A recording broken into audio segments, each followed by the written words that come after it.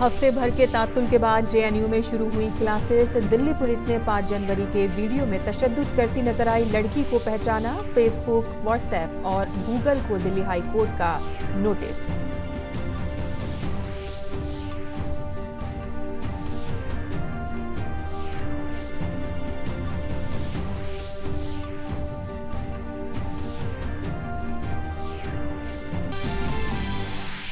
ABVP ने 5 जनवरी के तशद्दुद में बायां बाजू के ग्रुपों के शामिल होने का लगाया इल्जाम। पुलिस ने किया 28 अक्टूबर से शुरू हुए तशद्दुद की जांच का मुतालबा।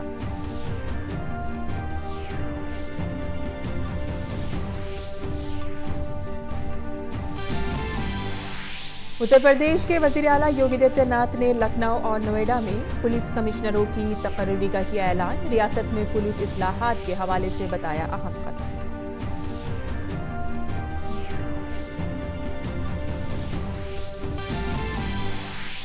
शबरीमाला मामले पर 9 जजों की आईनी बेंच ने समाअत 3 हफ्ते के लिए टाली। मुकदमे के खदोखाल तय करने के लिए वकीलों से 17 जनवरी को मीटिंग करने को कहा।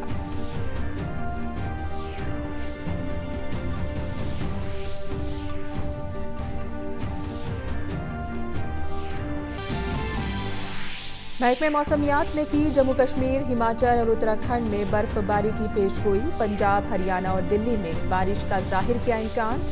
बढ़ सकती है सर्दी।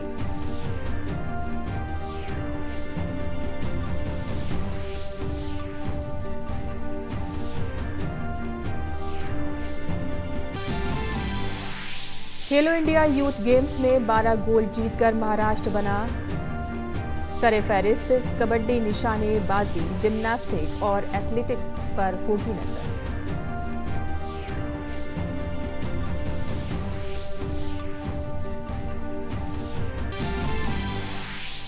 और मुंबई में कल होगा भारत और ऑस्ट्रेलिया वनडे सीरीज का पहला मैच। 3 मैचों की सीरीज के लिए टीम इंडिया के हौसले बुलंद।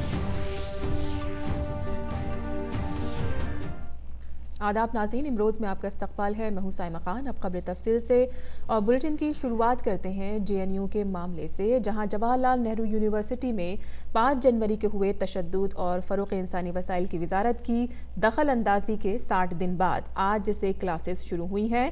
वहीं 29 अक्टूबर से यूनिवर्सिटी इंतज़ामिया और तलबा के दरमियान का मसला सुलझा नहीं पाया है। ऐसे में तलबा ने एक बार फिर क्लासों के बाइकॉट का ऐलान कर दिया है। जेएनयू में जारी तहरीक की वजह से 12 नवंबर से तालीमी सरगर्मियां ठप पड़ी हैं। तलबा मानसून सेमेस्टर के इम्तिहानात का भी बाइकॉट कर चुके हैं, लेकिन इस दौरान यूनिवर्सिटी इंतजामिया ने सरमाई सेमेस्टर के लिए रजिस्ट्रेशन का अमल शुरू किया था, जिसकी क्लासें आज से शुरू होने की बात कही गई थी। जेएनयू मुशावरत, जवाहरलाल नेहरू यूनिवर्सिटी और जेएनयू इंतजामिया ने कहा है कि सरमाई सेमेस्टर के लिए हजारों तलबा ने अपना रजिस्ट्रेशन करा लिया है और कई तलबा का रजिस्ट्रेशन जारी है। ऐलान में सभी टीचरों से अपील की गई है कि वो क्लासों में आएं और तलबा के मफाद में तालीमी सरगर्मियों में हिस्सा लें। जेएनयू की 2 टीचर्स यूनियन के ताउन के बाद ये ऐलान जारी किया गया है। ऐलान में कहा गया है कि क्लासों के बाइकॉट के ऐलान से जेएनयू कैंपस में हालात बहाल करने की इंतजामिया की कोशिशों को धचका पहुंचेगा। और 5 जनवरी को जेएनयू में चेक की शर्ट पहने और हाथ में डंडा लिए नकाबपोश लड़की की पहचान दिल्ली पुलिस की क्राइम ब्रांच ने कर ली है। एसआईटी के अफसरों ने कहा है कि वो इस लड़की को नोटिस जारी करके उसे दीगर 2 नकाबपोशों की पहचान में मदद के लिए कह सकते हैं। वहीं एबीवीपी की कौमी सेक्रेटरी निधि त्रिपाठी ने एक प्रेस कॉन्फ्रेंस में कहा है कि जेएनयू में तशद्दुद पर बात हो रही है, लेकिन सिर्फ 5 जनवरी की बात हो रही है। ये देखना होगा कि तशद्दुद सिर्फ 5 जनवरी 2020 तक ही महदूद नहीं है। ये भी देखना होगा कि कैंपस में 28 अक्टूबर 2019 से 5 जनवरी के दरमियान क्या हुआ। जेएनयू में जो आज हिंसा की बातें हो रही हैं वो सिर्फ और सिर्फ 5 जनवरी तक आकर के सीमित हो गई है, पर यह देखना पड़ेगा कि वो हिंसा की बात सिर्फ 5 जनवरी की नहीं है, बल्कि 28 अक्टूबर 2019 से लेकर के 5 जनवरी 2020 तक जेएनयू कैंपस के अंदर क्या हुआ है। और वो कोई छात्र आंदोलन नहीं था जो कि फीस वृद्धि के खिलाफ छात्रों का एक मूवमेंट था, उसको छात्र आंदोलन कहना गलत होगा, बल्कि वो एक नक्सल अटैक था जेएनयू के ऊपर। और जवाहरलाल नेहरू यूनिवर्सिटी के vice chancellor M Jagadesh Kumar ने कहा है कि सरमाई सेशन की शुरुआत हो चुकी है और निफ से ज़्यादा तलबा ने अपने हॉस्टल के बकाये की रकम अदा कर दी है। उन्होंने कहा कि क्लासें शुरू हो गई हैं, सभी तलबा अपने रजिस्ट्रेशन कराएं जिससे कहे तालीमी साल का नुकसान ना हो। The first day of our winter semester has started and more than 50% of our students have already paid the hostel dues and they have registered. The classes have begun. However, some students are on the way who have gone back home. They are on the way. And my appeal to the parents is please advise your wards to register in the winter semester and continue their academic programs. The university has been very flexible. We have extended the registration date without any fine. So I hope that majority of the students will register and the academic programs will continue. और Delhi high court ने Jawaharlal Nehru university में 5 जनवरी को हुए तशद्दुद की मालूमात के तहफ़्फ़ुज़ से मुतालिक दरख्वास्त पर व्हाट्सएप, गूगल और फेसबुक को नोटिस जारी किया है। दिल्ली पुलिस ने कहा है कि उसने मुताल्लिक़ अफसरान को पहले ही सीसीटीवी फुटेज और व्हाट्सएप डेटा तहफ़्फ़ुज़ के लिए लिखा था, लेकिन दिल्ली पुलिस को यूनिवर्सिटी इंतज़ामिया से सीसीटीवी फुटेज पर कोई जवाब नहीं मिला। इसके साथ ही दिल्ली पुलिस ने अदालत को बताया है कि व्हाट्सएप से मांगे गए 2 ग्रुपों की तफसीलात पर भी उसे जवाब का इंतज़ार है। और केरल के शबरीमाला मंदिर समेत मजहबी मकामात पर और मुख्तलिफ मज़ाहिब में ख़वातीन के ख़िलाफ़ तफरीक से मुतालिक दरख्वास्तों पर सुप्रीम कोर्ट ने समाअत 3 हफ्तों के लिए मुलतवी कर दी है। आज चीफ जस्टिस S.A. बोबडे ने वाज़े किया है कि 9 जजों की आइनी बेंच शबरीमाला मंदिर में सभी उम्र की ख़वातीन के दाखिले के हुक्म के खिलाफ दायर नज़रसानी की अर्जियों पर समाअत नहीं करेगी। उन्होंने कहा है कि ये बेंच पूजा और मजहबी हुकूक से मुतालिक उन सवालों पर गौर कर रही है जो 5 जजों की बेंच ने 3-2 की अक्सरियत से गौर के लिए उनके पास भेजे थे। इनमें ख़वातीन का मंदिर, मस्जिद और पारसियों के आतिशकदा में दाखिले और दाऊदी बोरा फ़िरक़े में ख़वातीन का खतना वगैरह मामले में शामिल हैं। वाज़े रहे कि 9 जजों की आइनी बेंच ने कहा है कि सिर्फ शबरीमाला ही नहीं, अलग अलग मज़ाहिब से मुतालिक कई मामले ज़ेर इल्तवा है। सभी में बुनियादी सवाल एक ही है कि उनका जवाब तलाश किया जाएगा। इस मामले में बड़ी बेंच जो भी फैसला देगी उससे शबरीमाला मामले में दायर नज़रसानी की अर्जी पर बराह रास्त असर पड़ेगा। इस मामले में अब 3 हफ्ते बाद समाअत होगी। सुप्रीम कोर्ट ने सभी फरीकों को 3 हफ्ते का वक्त ये तय करने के लिए दिया है कि किन किन मामलों पर समाअत होगी। 17 जनवरी को सुप्रीम कोर्ट के सेक्रेटरी जनरल इस मामले से मुतालिक सभी वकीलों के साथ मीटिंग करेंगे। मीटिंग में तय होगा कि किस मामले पर कौन वकील दलील पेश करेगा। 31वें कौमी सड़क तहफ़्फ़ुज़ हफ्ता 2020 के तहत सड़क के तहफ़्फ़ुज़ पर स्टेक होल्डर्स की आज मीटिंग नई दिल्ली में वाक़े विज्ञान में हुई। इस मीटिंग में वज़ीर दिफ़ा राजनाथ सिंह, सड़क और ट्रांसपोर्ट के मरकज़ी वज़ीर नितिन गडकरी और सड़क और ट्रांसपोर्ट के वज़ीर ममलिकत जनरल V.K. सिंह शामिल हुए। मीटिंग से खिताब करते हुए सड़क व ट्रांसपोर्ट के वज़ीर नितिन गडकरी ने कहा कि सड़क हादसात में मरने वालों की तादाद के मामले में भारत आगे है। इससे बचने के लिए स्टेक होल्डर्स के दरमियान गुफ्तशुनीद होनी चाहिए। सबसे ज़्यादा एक्सीडेंट्स अगर किसी देश में होते हैं, सबसे ज़्यादा मौतें कहीं होती है, तो उसमें प्रथम क्रमांक हमारे देश का लगता है। ये हम सब के लिए दुखद और दुर्भाग्यपूर्ण है। जो मरने वाले लोगों की संख्या है वो 65% 18 से 35 वयोगट की है और इसलिए स्वाभाविक रूप से इस समस्या का समाधान ढूंढना और इस समस्याओं पर मात करना और उसके लिए विशेष प्रयास करना हमारे सभी स्टेक होल्डर्स का परम कर्तव्य है। और सड़क और ट्रांसपोर्ट के मरकज़ी वज़ीर नितिन गडकरी ने कहा कि मुल्क में 42 लाख ड्राइवरों की ज़रूरत है। इसके लिए ज़रूरी ड्राइविंग सेंटर खोलने की ज़रूरत है। ड्राइविंग ट्रेनिंग सेंटर्स खोल रहे हैं। अभी भी पर्याप्त मात्रा में करीब 22 सेंटर हमने खोले हैं, जबकि इस देश में 22 लाख ड्राइवर्स की कमी है और हमको कम से कम 1000 ड्राइविंग ट्रेनिंग सेंटर्स तुरंत खोलने की आवश्यकता है। और इसलिए हम लोग ये प्रयास करेंगे कि आने वाले समय में ये ड्राइविंग ट्रेनिंग सेंटर्स बड़े प्रमाण पर खुले।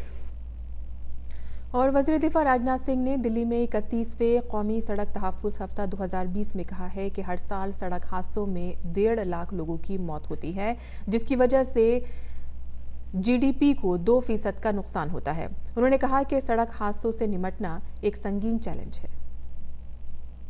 लगभग 1.5 लाख से अधिक लोगों की कैजुअलिटी सड़क की दुर्घटनाओं में होती है। और मैं अभी नितिन जी से पूछ रहा था कि जीडीपी में कितना लॉस होता है पर ईयर। उन्होंने बताया कि 2% जीडीपी का भी लॉस इसमें होता है। यह हमारे लिए छोटा चैलेंज नहीं है, यह बड़ा चैलेंज है। और केवल मंत्रालय ही इस चुनौती को स्वीकार करके इस पर विजय प्राप्त कर लेगा, यह संभव नहीं है, बल्कि सारे के सारे स्टेक होल्डर्स को पूर्ण मनोयोग के साथ, पूरी निष्ठा के साथ इस चुनौती पर विजय प्राप्त करने के लिए लगना होगा, तभी हमें इसमें कामयाबी मिल सकती है। उत्तर प्रदेश काबीना ने रियासत के पुलिस निज़ाम में एक अहम फैसला करते हुए राजधानी लखनऊ और गौतम बुद्ध नगर अजला में पुलिस कमिश्नर सिस्टम नाफिज करने की तजवीज़ को हरी झंडी दिखा दी है। काबीना की मीटिंग के बाद वज़ीर आला योगी आदित्यनाथ ने कहा कि गुज़िश्ता 50 सालों से उत्तर प्रदेश में स्मार्ट पुलिसिंग के लिए पुलिस कमिश्नर सिस्टम का मुतालबा किया जा रहा था। अब काबीना ने लखनऊ और गौतम बुद्ध नगर में ये सिस्टम नाफिज करने का फैसला किया है। इन दोनों मकामात पर एडिशनल डायरेक्टर जनरल पुलिस की सतह का पुलिस कमिश्नर बनाया जाएगा। बेहतर पुलिसिंग के लिए, स्मार्ट पुलिसिंग के लिए, कानून व्यवस्था की सुदृढ़ और सुरक्षा की बेहतर स्थिति के लिए जो एक मांग उत्तर प्रदेश के अंदर की जा रही थी, मुझे बताते हुए प्रसन्नता है कि आज हमारी कैबिनेट ने प्रदेश की राजधानी लखनऊ और प्रदेश की आर्थिक राजधानी के रूप में विख्यात नोएडा, इन दोनों में पुलिस आयुक्त प्रणाली लागू करने का अभी यह प्रस्ताव पास किया है। उत्तर प्रदेश के director general of police OP Singh ने कहा है कि इस बड़ी इस्लाह से कानून व इंतजाम में बेहतरी आएगी। पुलिस कमिश्नरेट इंट्रोड्यूस हो जाने से लॉ एंड ऑर्डर की स्थिति में और क्राइम कंट्रोल जो हमारा एक बहुत महत्वपूर्ण पहलू है, उन दोनों में हमें बहुत ही एकीकृत रूप से, एक इंटीग्रेटेड रूप से हमें काम करने में का मौका मिलेगा। और सबसे बड़ी चीज़ है कि माननीय मुख्यमंत्री जी ने इस बात पर भी बल दिया है कि एक महिलाओं के प्रति जो हमारी जो प्राथमिकता होनी चाहिए, उस प्राथमिकता को दृष्टिगत रखते हुए एक स्पेशली एक विमेन पुलिस ऑफिसर को क्राइम अगेंस्ट विमेन के रूप में उसको किया जा रहा है। और मैं समझता हूं कि इन दोनों शहरों में इस प्रकार की प्रणाली लागू किया जाना बहुत ही आवश्यक था। और वज़ीर ख़ारजा एस जयशंकर ने आज राजधानी दिल्ली में शंघाई ताउन तंजीम के सेक्रेटरी जनरल व्लादिमीर नौरूफ से मुलाकात की। इस दौरान उन्होंने मेंबर ममालिक के दरमियान सयाहत को फ़रोग़ देने के लिए तंजीम की कोशिशों की तारीफ़ की। मीटिंग के दौरान जयशंकर और नौरूफ ने नई दिल्ली और SCO के दरमियान ताउन का जायज़ा लिया। वाज़ेह रहे कि भारत पहली बार इस साल SCO के मेंबर ममालिक के सरबराहों की अगली मीटिंग की मेज़बानी करने जा रहा है। दिल्ली के वज़ीर आला अरविंद केजरीवाल ने कहा है कि 2015 में दिल्ली के वोटरों ने एक अलग तरह की हुकूमत मुंतखब की थी और आम आदमी पार्टी की हुकूमत ने गुज़िश्ता 5 सालों में अपने काम से दिल्ली वालों का दिल जीता है। 5 साल पहले दिल्ली के लोगों ने पूरे देश के सामने एक नई किस्म की राजनीति की शुरुआत की। एक छोटी सी पार्टी जिसे आम लोगों ने बनाया था, वो लोगों ने 70 में से 67 सीट देके दोनों मौजूदा नेशनल पार्टीज को लगभग खत्म कर दिया दिल्ली के अंदर। और दिल्ली के लोगों का ये एक्सपेरिमेंट बहुत सक्सेसफुल रहा। 5 साल के अंदर इस नई पार्टी ने, आम लोगों की पार्टी ने, ईमानदार पार्टी ने ऐसे ऐसे काम करके दिखाए हैं जिसने सबके दिल जीत लिए हैं। वहीं बीजेपी ने इल्ज़ाम आयद किया है कि अरविंद केजरीवाल दिल्ली के हक़ाइक़ से नावाकिफ़ हैं। आज सहाफ़ियों से रूबरू होते हुए बीजेपी लीडर मीनाक्षी लेखी ने कहा कि पानी और अस्पतालों के असल हक़ाइक़ से केजरीवाल दूर हैं। 5 बरस अगर उन्होंने काम किया होता तो दिल्ली में इस कदर तशहीर की ज़रूरत बिल्कुल नहीं पड़ती। मीनाक्षी लेखी ने कहा कि आम आदमी पार्टी के लीडर पार्टी से बददिल हैं और वो पार्टी छोड़ कर जा रहे हैं। चाहे काफिलों की बात हो, चाहे अस्पतालों की बात हो, चाहे मोहल्ला क्लिनिक की बात हो, करोड़ों रुपया जनता का इन्होंने उड़ाने का काम किया है, लेकिन जनता की सुविधाओं के लिए कोई काम नहीं किया। और यही कारण है कि इनको दिल्ली के मुद्दों का भी ज्ञान नहीं है।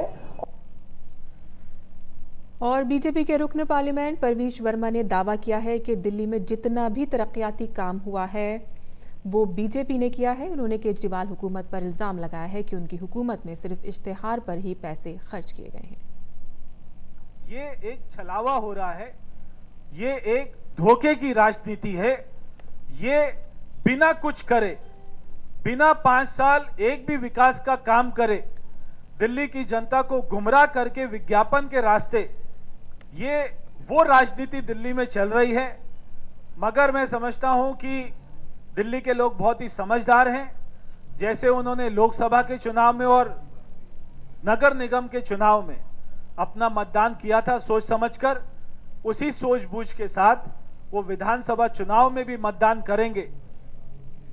और अब बात करते हैं मौसम की, जहां महकमा मौसमियात ने मगरबी हवा के दबाव के सबब जम्मू कश्मीर, हिमाचल प्रदेश और उत्तराखंड में कई जगहों पर ज़बरदस्त बारिश का इम्कान जाहिर किया है। महकमा मौसमियात ने पेशनगोई की है कि पंजाब, हरियाणा, चंडीगढ़ और दिल्ली में गरज के साथ बारिश होने का इम्कान है। महकमा मौसमियात ने अपने बुलेटिन में कहा है कि मगरबी हवा के दबाव के असर से मगरबी हिमालयाई इलाके में ज़्यादा बारिश होने का इम्कान है।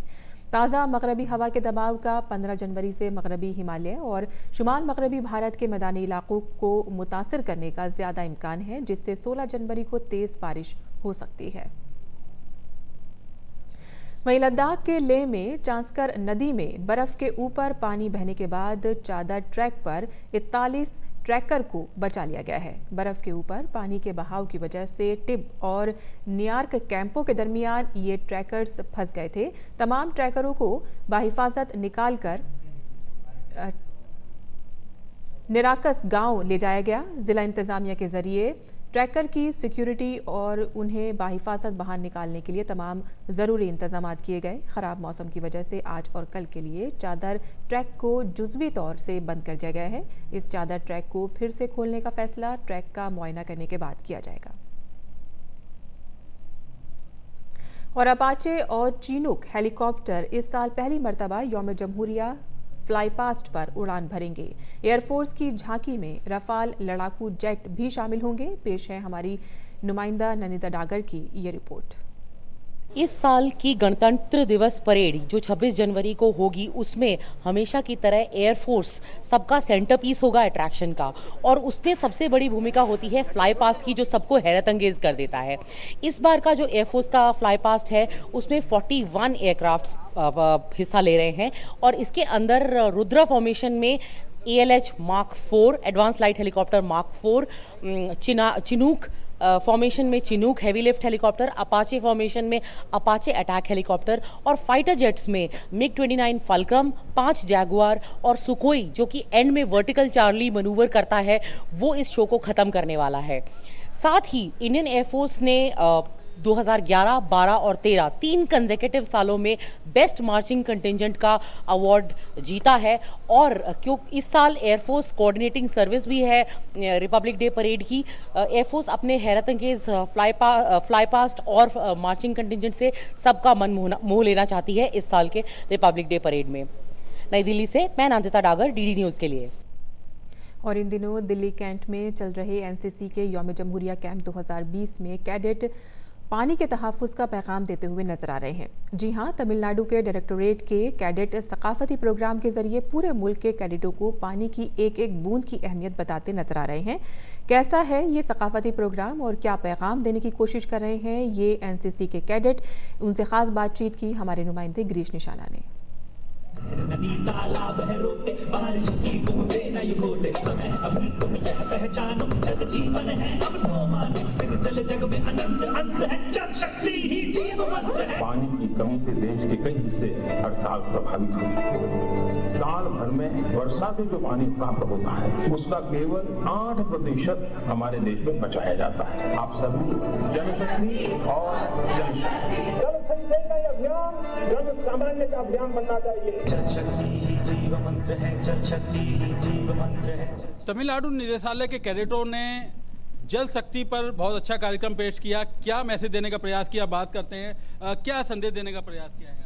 हमारा संदेश है कि जल शक्ति और जनशक्ति, पानी को कैसे बचाएं हम लोग। देश में पानी की वजह से कितनी सारी प्रॉब्लम आ रहे हैं, तो उनको कैसे हम डील करें। हर बूंद कितनी कीमती है वही दिखाने की कोशिश की है, और कैसे हम पानी बचा सकते हैं, जितना ज़्यादा बचा सकते हैं वही हमने बस दिखाने की कोशिश की है। हमने ये दिखाया कि सरकार की तरफ से क्या क्या कदम उठाए जा रहे हैं और वो कदम जनता के लिए कैसे मदद कर रही है।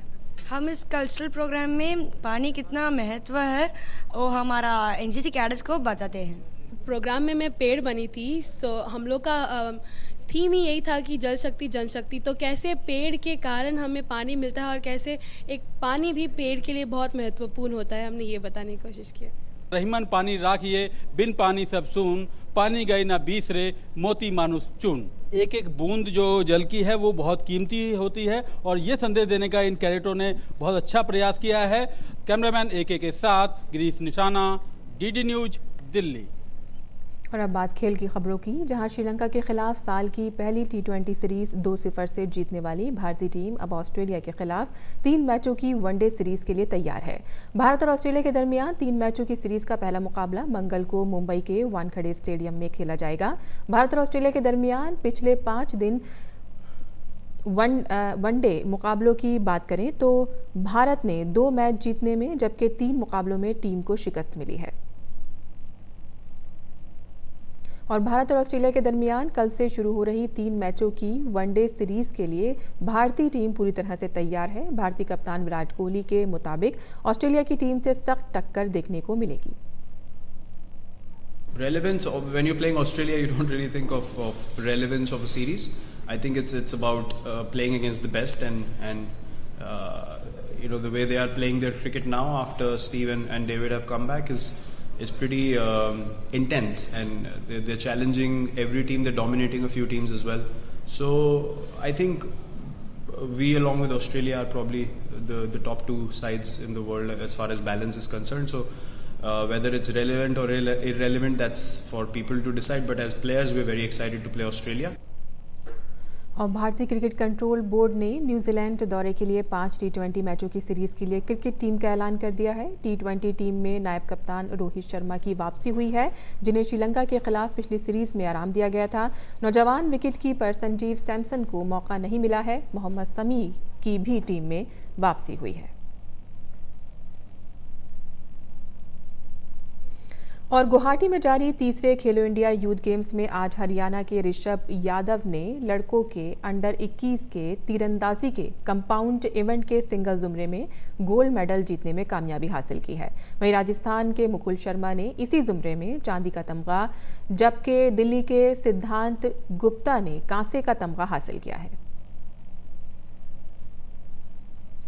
वहीं कबड्डी में खवातीन के अंडर 21 के फाइनल मुकाबले में हिमाचल प्रदेश का मुकाबला हरियाणा से हुआ। मैच मुकर्ररा वक्त तक बराबरी पर रहा और दोनों टीमों के खिलाड़ियों ने एक दूसरे का सख्त इम्तिहान लिया और उनकी वजह से मैच इजाफी वक्त तक खेला गया, जिसमें हरियाणा ने हिमाचल प्रदेश को 35-32 से शिकस्त दी।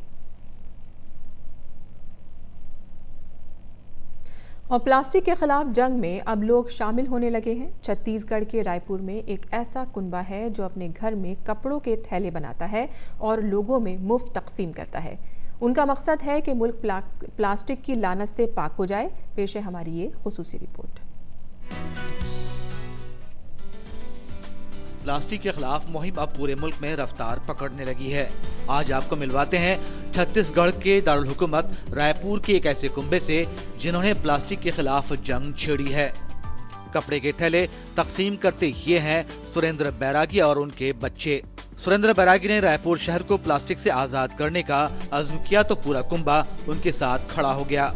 उनकी शरीके हयात आशा फटे पुराने कपड़ों और चादरों से थैले बनाती हैं और सुरेंद्र अपने बच्चों के साथ उसे लोगों के दरमियान मुफ्त तकसीम करते हैं। बैरागी कुंबा 15 अगस्त से इस काम में मसरूफ है और अब तक इन्होंने लोगों के दरमियान तकरीबन कपड़े के 1000 थैले तकसीम किए हैं। थैला बांटने के साथ साथ ये लोगों को प्लास्टिक का इस्तेमाल न करने का अहद भी दिलाते हैं। हम ये अपेक्षा करते हैं लोगों से कि हम घर में अपने कपड़े का थैला जो है वो घर में तो एक बना सकते हैं, नहीं होता है तो कपड़े का थैला साथ में लेके जाएं, ताकि सिंगल यूज प्लास्टिक जो जहर है वो हमारे घर में ना आए। ये जहर है, एक प्रकार से कैंसर है। इस कैंसर को हम जड़ से खत्म करना चाहते हैं, तो हमारा साथ देने के लिए आप सभी आगे आ जाइए। सिर्फ एक कुंभे से शुरू हुए इस नेक काम के साथ अब 30 अफराद की अच्छी खासी टीम वाबस्ता हो चुकी है, जो बेलौस जज्बे से प्लास्टिक से पाक रायपुर के ख्वाब को हकीकत की शक्ल देने में मसरूफ है। अच्छी बात यह है कि अब तक के बेधड़क पॉलिथीन का इस्तेमाल करने वाले सब्जी और फल फरोश भी इस मुहिम के साथ हो चले हैं। आज ये टोली सेवा की तरफ से ये जो थैला वितरण किया गया है, मुझे बड़ा ही अच्छा लगा। हालांकि मैं लेके आया था प्लास्टिक बैग अपने लिए, लेकिन अब मुझे ऐसा लग रहा है कि ये हर एक नागरिक को जब भी आप निकलें घर से तो एक कपड़े का थैला जरूर रखें, प्लास्टिक को बिल्कुल आप बंद करें। इन्होंने ग्राहकों को पॉलिथीन में सामान देना बंद कर दिया है। ये सच है कि बैरागी कुंभा शायद अकेला ही मुल्क को प्लास्टिक से पाक न बना सके, लेकिन अगर लोग अपनी आदत में तब्दीली ले आएं तो प्लास्टिक से पाक भारत का ख्वाब जल्दी ही हकीकत की शक्ल इख्तियार कर सकेगा। गुड न्यूज इंडिया के लिए रायपुर से पुनीत सोनकर के साथ सुनील तिवारी की रिपोर्ट, डीडी न्यूज उर्दू खबरें।